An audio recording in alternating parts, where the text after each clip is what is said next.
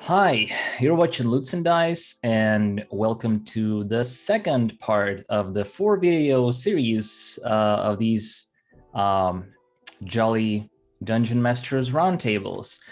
I am joined by three beautiful gentlemen, and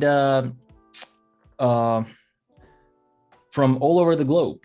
We have America, Australia, Canada, and in order for it to work out, I have to stay up at 3 a.m. right now.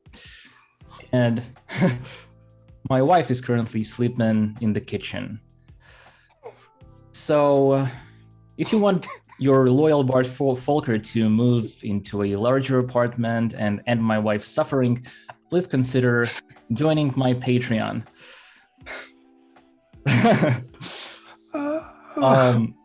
Today's question is, what other systems have you played besides D&D, and what are the aspects / mechanics that you really enjoy in those games? But first, let's introduce ourselves. Trevor? How's it going? No Fun Allowed. I cover D&D and other tabletop role-playing games. Just recently been diving headlong into the OSR, and I cover how to run these game systems as well as how to run adventure modules. Nice, thank you. Fred? Hi, I'm Fred Wheeler. I run the How to D&D YouTube channel. I'm on Facebook and Twitter, and I talk about Dungeons and Dragons. And I'm not actually from Australia. I'm from New Zealand, but there are many people who believe that New Zealand should be a state or part of Australia, but it's not going to happen. Wait, but you're in Australia, right? No, I'm in New Zealand. And New Zealand, little slither of land. It's not Australia. I have failed. No, I know. No, I it's the same thing. Don't worry, they're the same. Okay, you're from Hobbiton. Oh, I get it. Okay, Denny. Hi, everybody. I'm Denny of the Dicely D&D channel. It's a D&D content channel with several branches. The Speak Dicely podcast, for those of you who like listening to podcasts about D&D. I run a campaign called Play Dicely on Twitch. And I've also got introductory videos to teach people how to play the 5th edition of Dungeons & Dragons. You can find Dicely D&D all over the social media sphere. Give me a follow. Thank you. Okay, let's start with our answers, stories, advice. How about we start with Trevor? So the game systems that I've ran include Call of Cthulhu, Astonishing Swords and Sorcerers of Hyperborea. I've both run and played in AD&D 3rd edition, 5th edition. Golly, I've done a whole bunch of other game systems as well. Nice. Lancer, a whole bunch of other things. But one thing I would say that I like to take from other game systems and put them into my games is timekeeping, because 5e doesn't have any sort of, oh, hey, here's the minute by minute, hour by hour, day by day approach. There's none of that there. So I definitely like to take things from the older editions and from other game systems. And if you're looking for horror, then screw that madness table, because that madness table is completely worthless, and throw in some Call of Cthulhu stuff. And also another fun thing I like to do is give my players henchmen, hireling, retainers, followers, because 5e is typically usually all about these like 4 epic, badass, awesome heroes. But I like to have a nice menagerie of people, a wandering troop, as it were. And it makes the players feel awesome when they have this, troop that they get to control. Right. I also I saw that in AD&D 2nd edition when I was flipping through it, and I thought it was a really nice idea. And I actually used that. Just people showing up one day like, hey, we want to follow you. I mean, it makes sense, like, right? If you're an awesome person, why wouldn't people want to follow you? All right. Can you tell a little bit more about those timekeeping stuff and the horror, like madness? Like how can players implement that? So in regards of the hour by hour and minute by minute approach, when it comes to dungeon delving, I like to have it where every 10 minutes I roll on the wandering monster table because the dungeon wants to kill you. You can't just do whatever you want. You can't just be like, oh, I'm gonna, scribble little, smiley faces all around the dungeon wall. Because, I mean, you can do that, but guess what? If you do that, then that's a wandering monster rule. And eventually over time, yeah, that first encounter is gonna be easy because you have all your resources. But over time, you're spending more and more resources. People are potentially dying, and not just the PCs, of course, but also those lovely henchmen, hireling, retainers, and followers. So going by that 10-minute approach, that's awesome there. And then the hour-by-hour approach, whether that be in the dungeon or in the travel or whatever, I like to have those systems there to make the time feel like every single action that they spend is worthwhile. Every single action that they do leads to success, or more importantly, it could lead to failure. In regards of implementing the horror, about the last one, doesn't it like drag the game a little bit? Like, how do you deal with that? Well, it comes down to the type of game they're running. If you're running a hardcore, epic, major, awesome dungeon crawl, then yeah, that is the game, right? That is right. That every single action you take matters. But if you're running a pulpy noir style, epic, awesome superheroes, all your PCs are wearing capes, then absolutely I would throw that out the window because why would they care, right? And then Okay. And then for the horror approach, there's only like 20 results in there, so there's like next to nothing. And then they're all really lame. Like one of them's like, there's not even 20 results. It's a D100 table, but it's like 1 through like 15 or 20 or whatever is like the same results. So it's like, why would you make it a D100 table, whatever? So it's really boring, really lame. So just literally just take from Call of Cthulhu, because Call of Cthulhu does have D100 tables, and it can be like, oh, hey, the PC all of a sudden has an imaginary friend that they totally trust, or the PC sees something that no one else can see, et cetera, et cetera. Having mechanics like that are a lot more entertaining. That already sounds more fun. I agree. Oh yeah. Nice. Is that it? I want to let other people talk. Okay. Who wants to go next? Fred?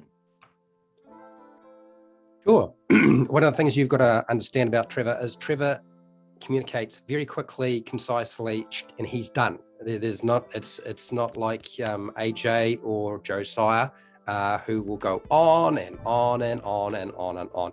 You've got to cut this bit out, mate. You've got to cut this bit out. I'm going to get to so much. One, I'm leaving it in. And two, I just want to highlight the fact that us North Americans, we like to make shit fast, but y'all Europeaners and Australians, New Zealanders, everybody else, y'all like to drag things on for 20, 30 minutes. Us North Americans, we keep it tight. Though I imagine Germany's probably not attached to that. They're very on time. Dude. Yeah. Anyway, back to the question that you have. So basically, I have played a lot of different systems in terms of what's in my head. So I've played stuff like Fate. Bulldogs is another version of Fate, just a little bit more expanded. Star Wars Saga, played that. And I've played many different versions of Dungeons and Dragons. So Advanced Dungeons and Dragons 2nd edition. Not that I understood it. I don't think anybody did, really, frankly. Did anybody understand that game? 3.5, 4. Yeah, no, I played 4. And obviously I play 5 now. But the thing that I think stood out for me as being a really nice mechanic, because even though I have a channel that focuses on game rules quite a lot, that's how I built my channel. I like simplicity. I like elegance. And I like the idea of rolling a 6-sided dice rather than a 20-sided dice and adding a small modifier to that. And the thing that I picked out from Bulldogs and Fate that I enjoyed the most is the fact that you really only have, I think for Bulldogs, there's 28 different skills. Now that sounds like a lot, but it doesn't mean that just because you haven't got a good modifier in that, you can't use that skill. You might not be very good at it. That's the only thing, okay? Some things you'll be better at than other people. And it's a very narrative game. So it isn't important that you necessarily do incredibly well. And the numbers we're talking about are like a 1, 2, or a 3, maybe even a 4, but it's very, very rare to see a 4 in a Fate game or a Bulldogs game. Those are the kind of modifiers you're dealing with. And then the 6-sided dice is super simple. It has a plus on it. It has some minuses on it, just a single minus, and then blank. So that means that whenever you roll your dice, you might be rolling 2 dice or 3 dice or 4 dice, depending on what's going on, because there are other things you can spend fate points and so forth, and there are other mechanics part of that. But usually you're only ever rolling 1 or 2 dice. But you also have a dice pool. You can only use so many. So when you roll those dice, you've only got a few to roll, and the chances are what you roll on your dice is pretty minuscule. You might get a +1 or a +2 or a -2 or just a straight roll. You just take your modifier and that's it. And then you would communicate that to the dungeon master or game master, and then they will determine whether you are successful or not, depending on how difficult it is. So something that's easy is a 1, something that is sort of moderately difficult would be a 2, something that's quite hard is a 3, and really 4 is kind of outrageous. Usually you don't have anything in the 4 range.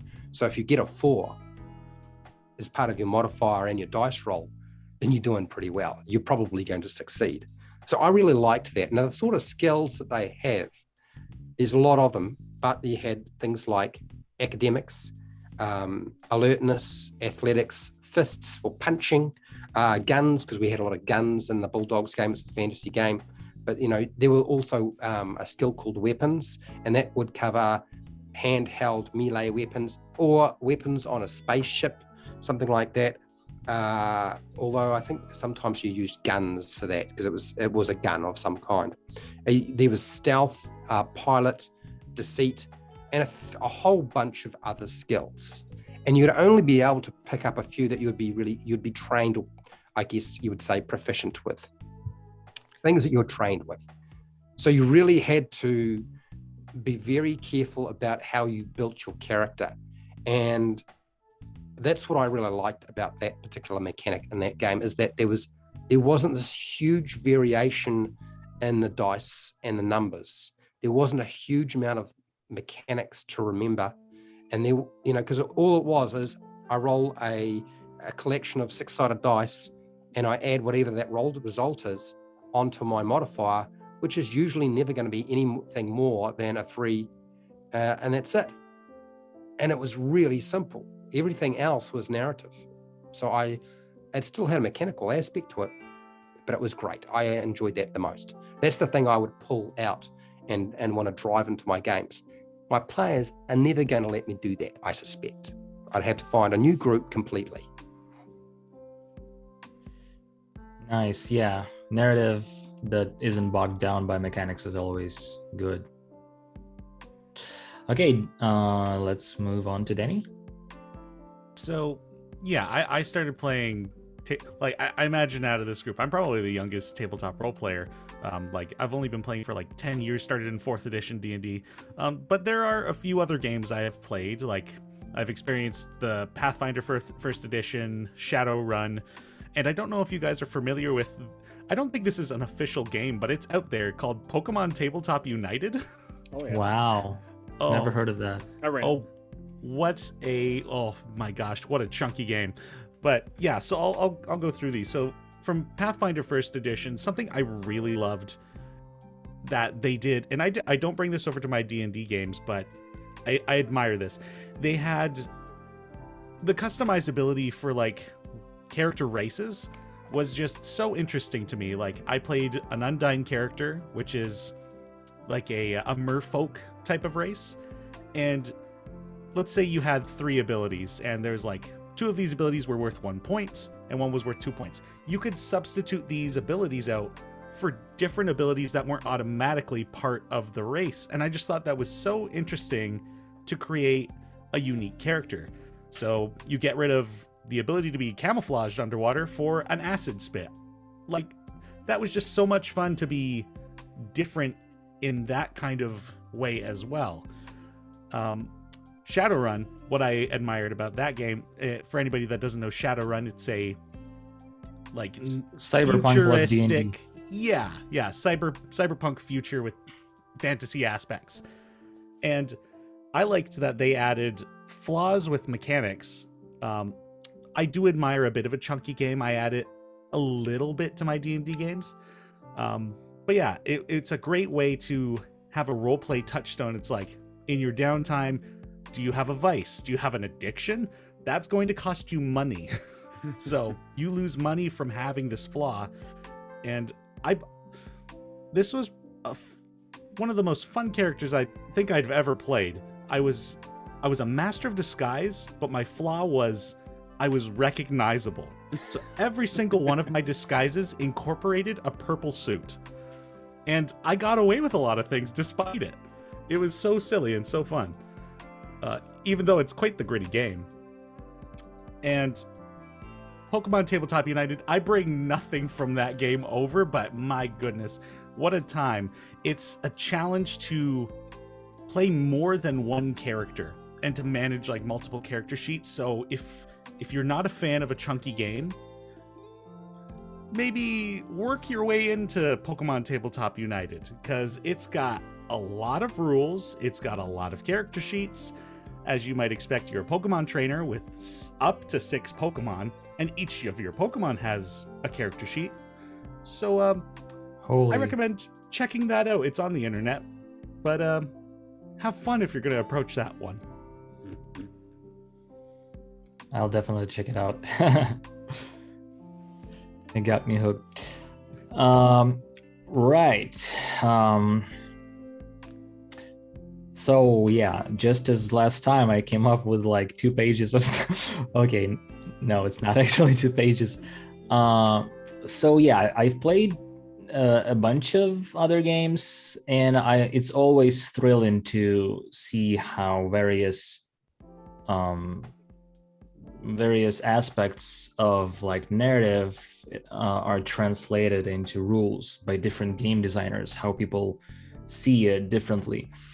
And not necessarily I would like bring it to D&D, but like within those systems, these rules were pretty cool. So in Genesis RPG or Star Wars Fantasy Flight game Star Wars, I really like the way they handled encumbrance, because in D&D, like, does anybody even use encumbrance? Like, does anybody count like how many pounds does your sword weigh? Yeah, I mean, it's and in Genesis RPG, it's really elegantly handled. I don't know the exact details, I don't remember it, but basically you have an encumbrance rating based on your strength, or like brawn is the ability is called brawn in there.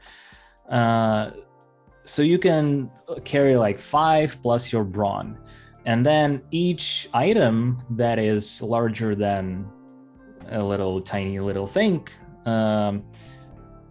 has an encumbrance rating of itself.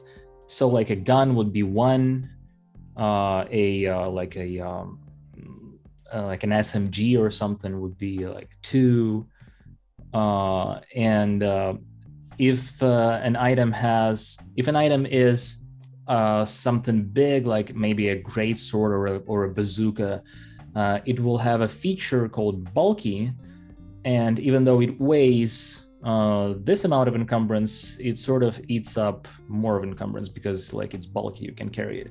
So it's super easy to track, and I was like, wow, you don't need to know how much it weighs. So that's pretty neat. Another thing that I really enjoy in Genesis RPG is the critical hit table. Critical hits are not do not multiply your damage. In Genesis RPG, you just have to roll a D100 and pick from exactly 100, or even more than that, 150 to be exact, because every time so you have a critical hit, and the less you roll, the less dangerous the result is. So you might like lose your action and that's it, but you accumulate the number of critical hits. Even though the effect is gone, you still have a critical hit. So that when you are a critical hit next time, you add +10 to your roll. So you have more chances on rolling something bad. And once you manage to roll 150 or 151, you're dead. Like dead. But I mean, it's really hard to gain that number because you can heal. Basically, you have to, somebody has to treat you, like roll a medicine check. I mean, it's not easy, but somebody has to treat you and treat your critical hit. Also, I mean, we ran a lot of Star Wars games, and there are these Bacta cameras or whatever they're called, so you can rest there.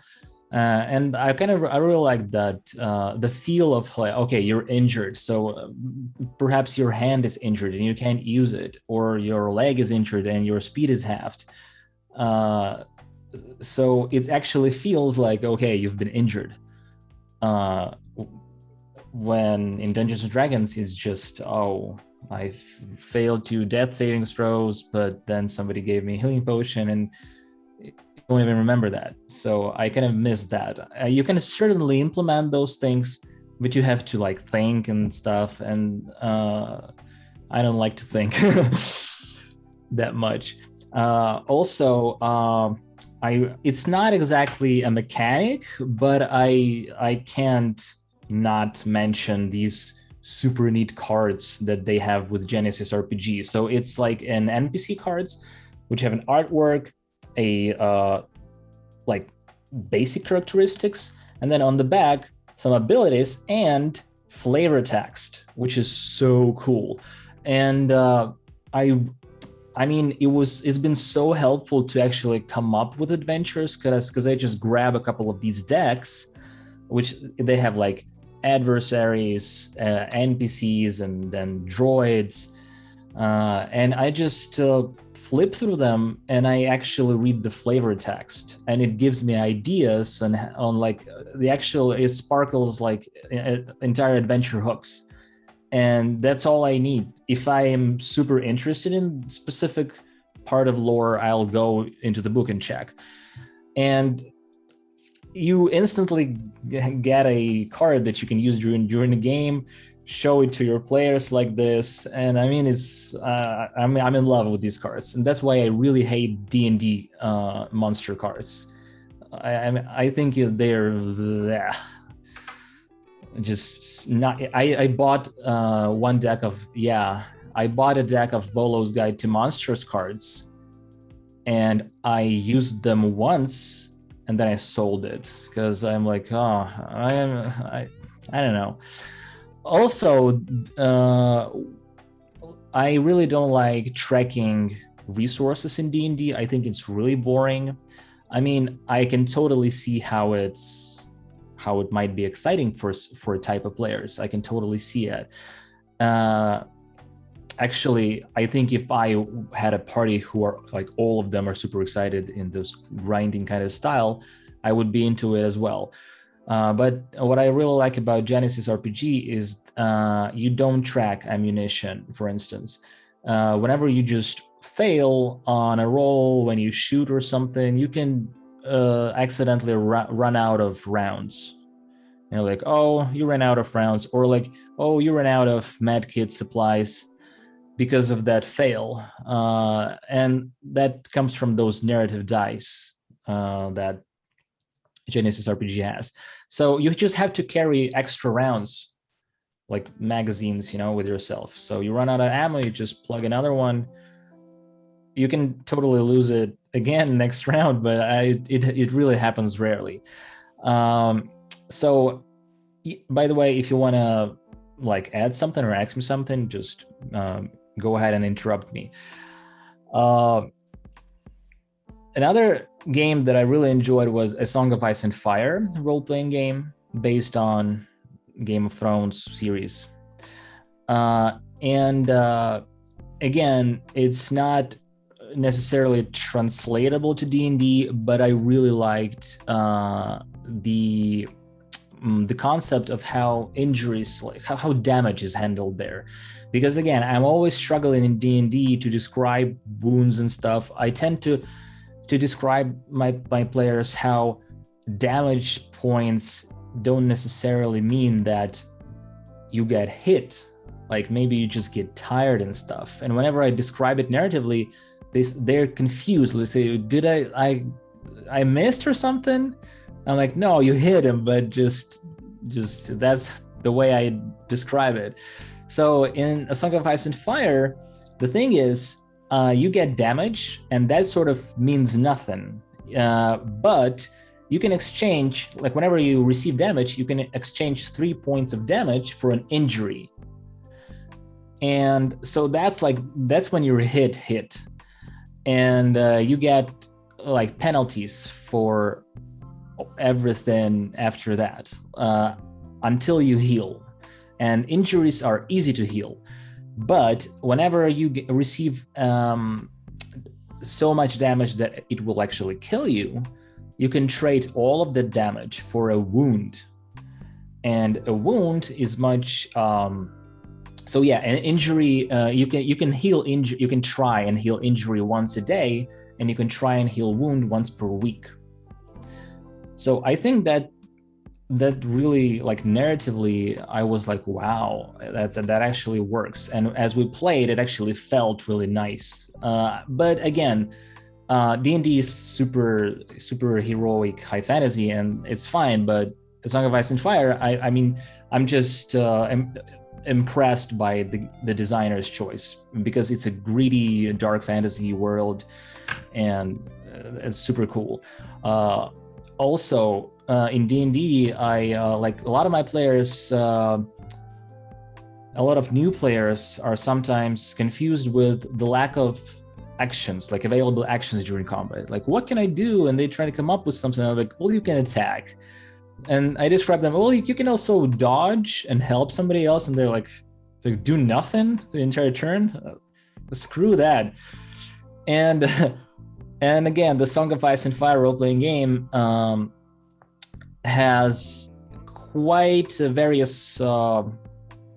an extensive combat actions list that everybody can make. Some of them resemble some abilities from Dungeons and Dragons. So for instance, you can charge, like everybody can charge and get a penalty for your attack, but a kind of a bonus to your damage. Or you can pass, like you skip around. For instance, when you can't reach somebody, that sort of thing happens in D&D sometimes in my games. And pass means that you kind of look around, trying to like get the feel of the situation so that you can gain some kind of advantage for the next round. And also what I really enjoyed is a ton of weapon qualities. For instance, like if a weapon has a feature piercing, it will ignore some amount of armor, which kind of, because in D&D, like you get 5 points of piercing damage, and only 1% of situations actually like it actually matters. Like who has like vulnerability to piercing, but not for blundering. You know what I mean? Bludgeoning. It's either you have immunity to all non-magical attacks or none of them. I don't know. So another quality is impale. With an impale, like it's a spear or something, you can pin an opponent and he will lose his movement. And he will have to spend the action to free himself. A powerful weapon gets bonus from your strength. So if you level up your strength, you'll deal more damage with a powerful weapon. And it's an interesting system because it doesn't have abilities upon which skills are based, as in pretty much every other game. It has just a number of skills, and you can invest points in them, and it has no levels and stuff. I think it was pretty interesting too. Another super cool quality is shattering, which can actually destroy equipment, like destroy a shield or even a weapon. So that's pretty nice. So, okay, if you are not super bored with my constant, like never-ending story, I'd like to talk about the final game that I really like. It's an alien RPG. I grabbed it as soon as it came out, and I kind of fell in love with it. As it's a game that I use it strictly for one-shots because it has an entire system. Kind of, it's very simple, but it's designed to do one-shots. It's called cinematic play. And it's aimed to kind of recreating the experience of watching an alien movie, because you don't care about the characters that much. They almost are supposed to die, at least all but one. And believe me, it's fun, even for the players. I mean, not just for the DM. So the way they are structured, like the game has a couple of cinematic play games or one-shots that you can sort of get a feel of how to build them. And the thing is, pretty much every time a GM comes up with the characters, with the cast, and then just players choose who they want to play. So if it's a ship or something, somebody is going to be a pilot, somebody's going to be a captain, an engineer, a medic, or stuff like that. And a game usually is separated by 3 acts, sort of like a typical story. So kind of a build-up, like a turnaround, kind of a twist, and then a conclusion, like a final act.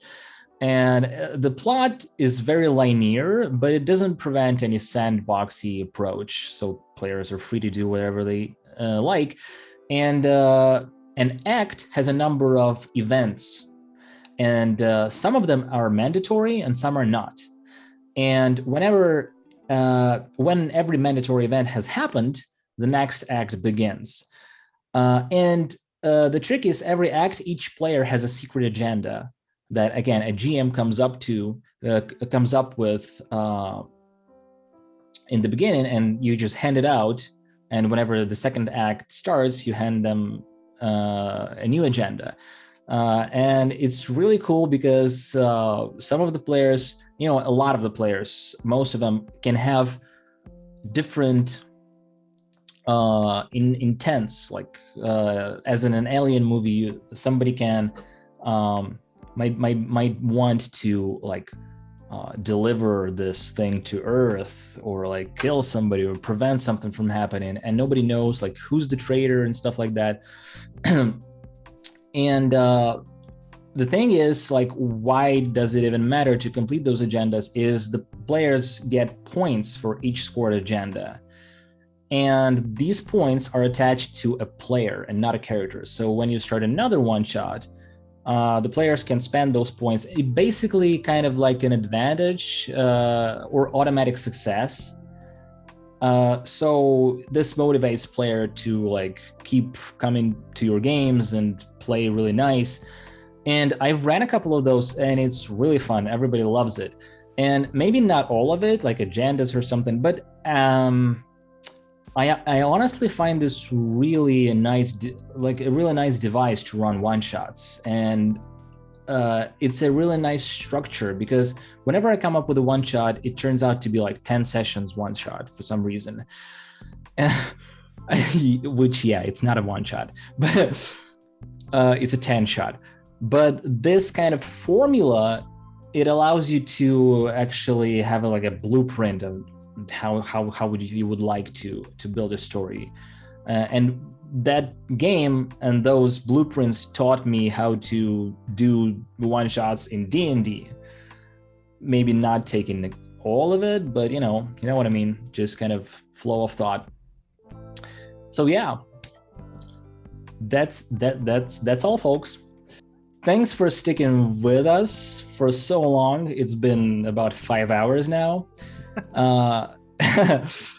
Thank you guys for joining me, and we'll see you guys next time. Take care.